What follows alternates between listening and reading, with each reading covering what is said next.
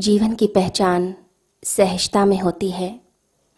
सद्गुरु उन कर्मों का हिसाब रखते हैं जो सहज रूप से हमसे हो जाते हैं, जो हमने आयोजित किया हुआ है। उन कर्मों का हिसाब नहीं रखते जो आयोजित हो गया है, यानी कि वह धोखा है। आप जब चीज़ों को आयोजित करते हैं, फॉर्मली बिहेव करते हैं, तो उस समय आपकी जो सहजता है, जो सहज रूप है, जो वास्तविकता है, जो अंदर का नेचर है, वो व्यक्त नहीं होता।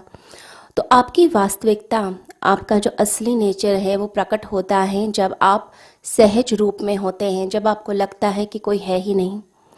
तो वो जो कृत्य होते हैं, जो सहजता में घटित होते हैं, उसी में आपकी वास्तविक छवि दिखाई दे जाती है।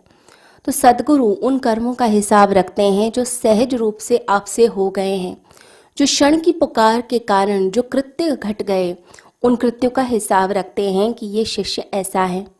उसकी मन की गहराइयों में जाकर पता करते हैं कि वह किस तरह का व्यक्ति है, उसका रुझान कहाँ है, सहज धारा किस तरफ बह रही है।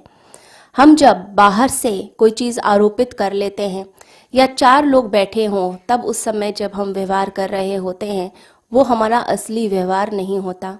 परंतु जब हम अकेले कमरे में बैठे होते हैं, उस समय हमारा जो व्यवहार होता है, घर के लोगों के साथ होता है, वह हमारी असलियत होती है, असली व्यवहार होता है, असली चेहरा होता है। तो सद्गुरु आपके असली चेहरे को पकड़ते हैं, ना कि आपके नकली चेहरे को पकड़ते हैं।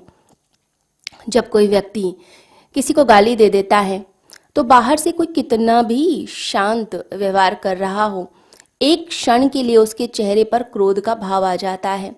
लगता है कि इस व्यक्ति को तो मैं मिटा ही दूं, इसको तो मैं समाप्त ही कर दूं।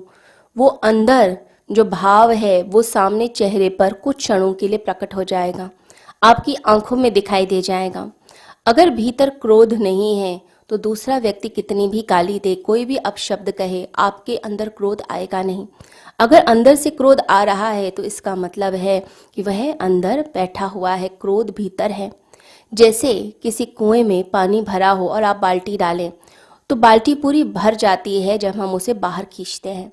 लेकिन अगर सूखा कुआं हो, तो कितनी भी आप बाल्टी डालें, बाल्टी कभी भी भरी हुई नहीं निकलेगी। क्यों? क्योंकि उस सूखे कुएं के अंदर कोई पानी है ही नहीं, कोई बूंद है ही नहीं। तो जो लोग अपने आप को साधना में साधते साधते भीतर के उस क्रोध को करुणा में परिवर्तित कर लेते हैं, उस क्रोध को समाप्त कर लेते हैं, तो कितना भी बाहर से कोई व्यक्ति गाली दे, कुछ गलत करे, तो उनके अंदर एक शांति रहती है, वे अंदर से प्रसन्न रहते हैं।